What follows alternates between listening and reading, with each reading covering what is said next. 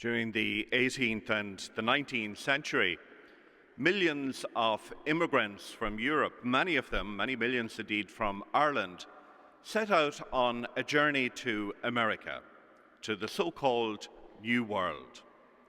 And they left behind them, in many times, a dark place. They left behind poverty and oppression. But they took on a risk in going to the New World, risking everything they had for the hope of a better future, for freedom, for dignity, a better future for themselves and for their children. And though their path was filled with fear and uncertainty, it was always driven by a powerful and unshakable hope.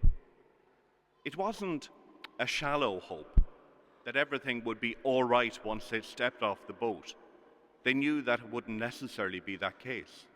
They knew there was a real realization that with hard work, they could make that better future for themselves. They could have a clear vision for the future, and that they would have the freedom to be the best that they could be. This Easter, during the Jubilee Year of Hope, we are reminded that the Christian journey is not so different from the journey that those migrants made. It is a journey looking for a better future for ourselves.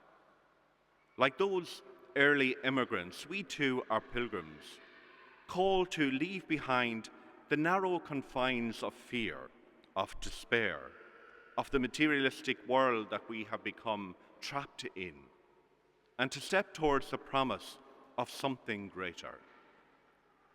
The resurrection of Jesus broke open for us a new world. It is a bold proclamation that death is not the end, that darkness does not have the final word, and that God's love always makes a way for us, despite the limitations of our earthly existence. Jesus rose from the dead to give us access to a world that is rooted in mercy, in joy, and has a real eternal purpose. He came to free us from the tombs that we find ourselves buried in, the tombs of hopelessness, of self-centeredness, of addiction, of fear. His resurrection is not just an event to remember, but it's a reality that we are called to live each and every day. Easter tells us that no matter how lost we feel, God will find us.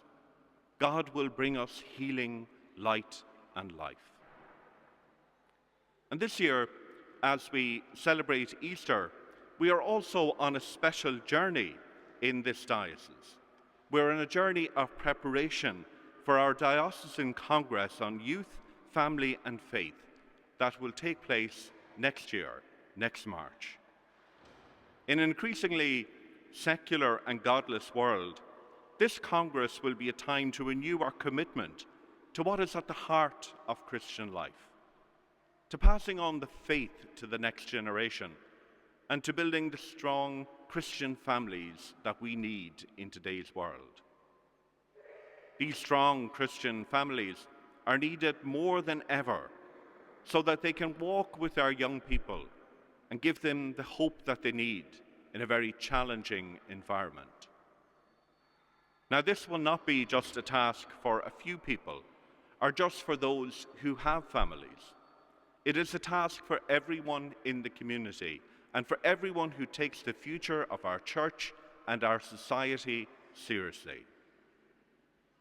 So I encourage all of you this morning that during the next year that you keep updated on the preparation for our Congress, to pray for its success first and foremost, and to pray from the delegates from your parish who will represent your voice at this important gathering next March.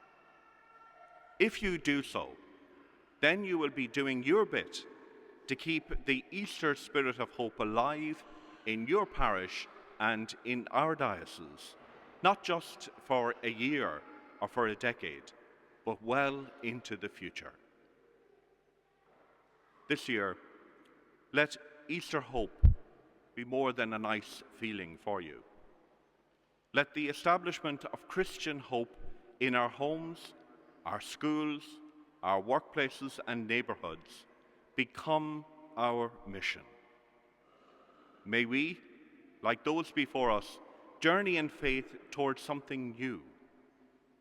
If we allow God to work through us, to make us living signs of his hope and love, then we will not only rise from our own tombs, but we will help others to rise as well. Christ is risen. Hope is alive. The journey for all of us who are messengers and pilgrims of hope begins again this morning. So now I'd ask you to stand, and we're going to renew our baptismal promises. We stand to profess our faith that nothing will defeat the light and hope of Christ that we celebrate, and that nothing will defeat the Spirit of God that came to live within us at our baptism.